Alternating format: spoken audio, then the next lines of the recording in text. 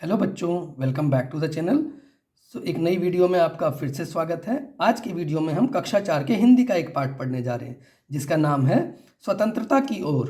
तो चलिए शुरू करते हैं।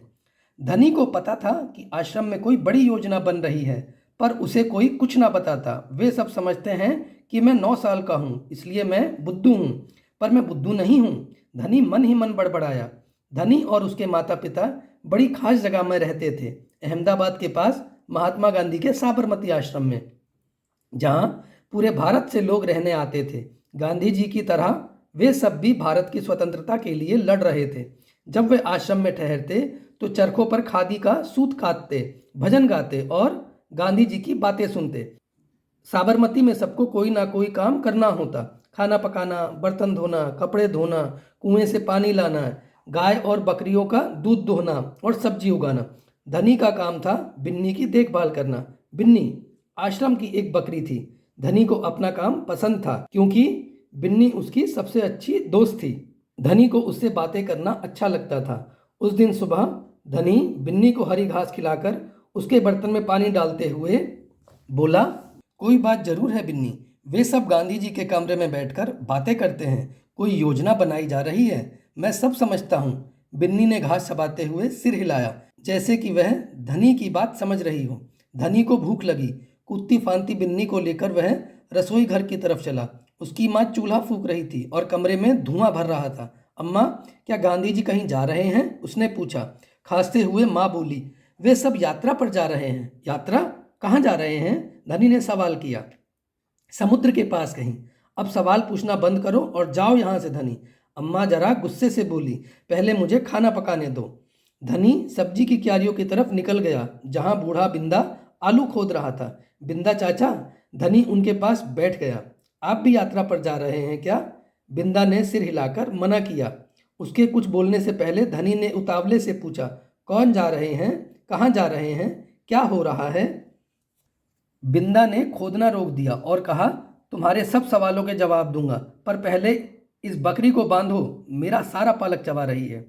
धनी बिन्नी को खींच कर ले गया और पास के नींबू के पेड़ से बांध दिया। फिर बिंदा ने उसे यात्रा के बारे में बताया। गांधी जी और उनके कुछ साथी गुजरात में पैदल चलते हुए दांडी नाम की जगह पर समुद्र के पास पहुंचेंगे। गांवों और शहरों से होते हुए पूरा महीना चलेंगे। दांडी पहुंचकर वे नमक बनाएंगे। नमक? धनी चौंक कर उठ बैठा। नमक क्यों बनाएंगे? वह तो किसी भी दुकान से खरीदा जा सकता है। हाँ, मुझे मालूम है। बिंदा हंसा, पर महात्मा जी की एक योजना है। यह तो तुम्हें पता ही है कि वह किसी बात के विरोध में ही यात्रा करते हैं या जुलूस निकालते हैं, है ना? हाँ, बिल्कुल सही, मैं जानता हूँ।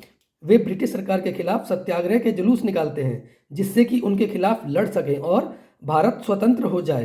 पर नमक को लेकर विरोध क्यों कर रहे हैं? यह तो समझदारी वाली बात नहीं है। बिल्कुल धनी, क्या तुम्हें पता है कि हमें नमक पर कर देना पड़ता है? अच्छा, धनी हैरान रह गया। नमक की जरूरत सभी को है, इसका मतलब है कि हर भारतवासी गरीब से गरीब भी यह कर देता है। बिंदा चाचा ने आगे समझाया, लेकिन यह तो सरासर अन्याय है। धनी की आंखों में गुस्सा था। हाँ, यह अन्याय है। इतना ही नहीं, भारतीय लोगों को नमक बनाने की मनाही है। महात्मा जी ने ब्रिटिश सरकार को कर हटाने को कहा, पर उन्होंने यह बात ठुकरा दी। इसलिए उन्होंने निश्चय किया है कि वे दांडी चलकर जाएंगे और समुद्र के पानी से नमक बनाएंगे। 1 महीने तक पैदल चलेंगे। धनी सोचकर परेशान हो रहा था। गांधी जी तो थक जाएंगे। वे दांडी बस या ट्रेन से क्यों नहीं जा सकते?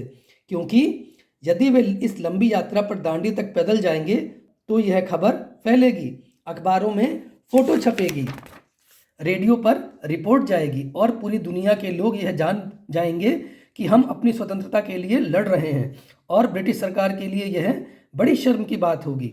गांधी जी बड़े ही अक्लमंद हैं, है ना? धनी की आंखें चमकी। बिंदा ने हंसकर कहा, हाँ, वह तो है ही। दोपहर को जब आश्रम में थोड़ी शांति छाई, धनी अपने पिता को ढूंढने निकला। वह एक पेड़ के नीचे बैठकर चरखा कात रहे थे। पिताजी, क्या आप और अम्मा दांडी यात्रा पर जा रहे हैं?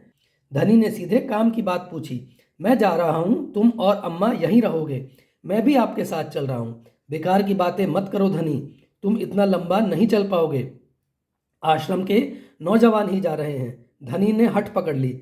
मैं 9 साल का हूँ और आपसे तेज दौड़ सकता हूँ।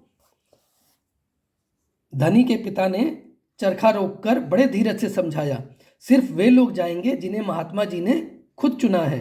ठीक है, मैं उन्हीं से बात कर लूँगा, वह जरूर हाँ कहेंगे। धनी खड़े होकर बोला और वहाँ से चला गया।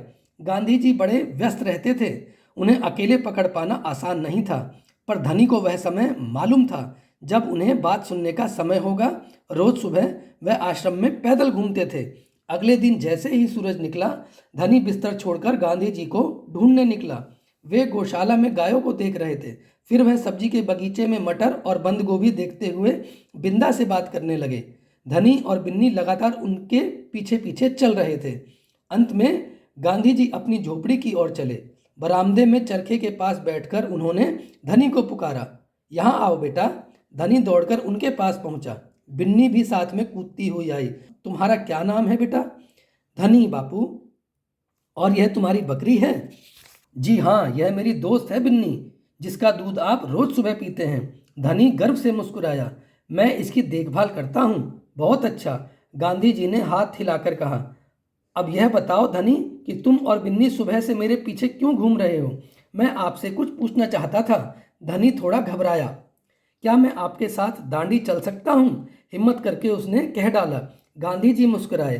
तुम अभी छोटे हो बेटा, दांडी तो बहुत दूर है। सिर्फ तुम्हारे पिता जैसे नौजवान ही मेरे साथ चल पाएंगे। पर आप तो नौजवान नहीं हैं, धनी बोला। आप नहीं थक जाएंगे? मैं बहुत अच्छे से चलता हूँ, गांधी जी ने कहा। मैं भी बहुत अच्छे से चलता हूँ, धनी भी अड़ गया। हाँ ठीक बात है, कुछ सोचकर गांधी जी बोले, मगर एक समस्या है। अगर तुम मेरे साथ जाओगे तो बिन्नी को कौन देखेगा? इतना चलने के बाद मैं तो कमज़ोर हो जाऊंगा। इसलिए जब मैं वापस आऊंगा तो मुझे खूब सारा दूध पीना पड़ेगा, जिससे कि मेरी ताकत लौट आए। यह बात तो ठीक है। बिन्नी तभी खाती है जब मैं उसे खिलाता हूँ। धनी ने प्यार से बिन्नी का सिर सहलाया। और सिर्फ मैं जानता हूँ कि इसे क्या पसंद है। बिल्कुल सही। तो क्या तुम आश्रम में रहकर मेरे लिए बिन्नी की देखभाल करोगे? गांधी जी प्यार से बोले। जी हाँ करूँगा, धनी बोला। बिन्नी और मैं आपका इंतजार करेंगे। तो इस कहानी को सुभद्रा सेन गुप्ता जी ने लिखा है और इस कहानी का अनुवाद मनीषा चौधरी ने किया है। आगे देख लेते हैं, इस लेसन में कुछ आगे भी है क्या। इस कहानी को पढ़कर तुम्हें बापू के बारे में कई बातें पता चली होंगी। उनमें से कोई 3 बातें यहाँ लिखो। तो इस कहानी को पढ़कर आपको पता चला होगा गांधी जी की क्या आदतें थी या क्या खास बातें थी उनकी। आपको कोई 3 बातें यहाँ पर वाक्यों में लिखनी है। अगला देखिए, चूल्हा। धनी की माँ चूल्हा फूंक रही थी। धनी की माँ खाना पकाने के लिए चूल्हे का इस्तेमाल करती थी। नीचे कुछ चित्र बने हैं, इनके नाम पता करो और लिखो। नीचे कुछ चित्र दे रखे हैं, आपको इनके नाम लिखने हैं। ये क्या है? स्टोव, ये चूल्हा, ये गैस, ये सिलेंडर और ये अंगीठी।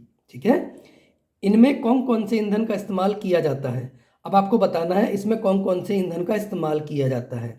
तो स्टोव में इस्तेमाल होता है केरोसिन का, मिट्टी के तेल का। चूल्हे में इस्तेमाल होता है लकड़ी का और उपले का, जो गायों या भैंसों के गोबर से बनती है। गैस में यूज होता है एलपीजी का। सिलेंडर के अंदर एलपीजी होती है, लिक्विफाइड पेट्रोलियम गैस, प्राकृतिक गैस। ठीक है। अंगीठी में यूज होता है कोयले का। अगला देखिए, तुम्हारे घर में खाना पकाने के लिए इनमें से किसका इस्तेमाल किया जाता है? तो अब आपको बताना है कि आपके घर में खाना पकाने के लिए इनमें से किस चीज़ का प्रयोग किया जाता है आग जलाने के लिए। ठीक है, चलिए इस वीडियो में फ़िलहाल इतना ही। अगर आपको ये वीडियो या इसका कोई भी पार्ट अच्छा लगा, इन्फॉर्मेटिव लगा, तो प्लीज़ इसे लाइक करके अपने दोस्तों के साथ भी शेयर कीजिए। और अगर आपने अभी तक मेरे चैनल को सब्सक्राइब नहीं किया तो नीचे सब्सक्राइब बटन दिया है, जिसे क्लिक करके आप मेरे चैनल को सब्सक्राइब कर लीजिए और नोटिफिकेशन को ऑल पे सेट कर लीजिए, जिससे कि भविष्य में मैं कोई भी वीडियो डालूं तो उसका नोटिफिकेशन आपको टाइमली मिल सके। Thank you everyone, see you in the next class.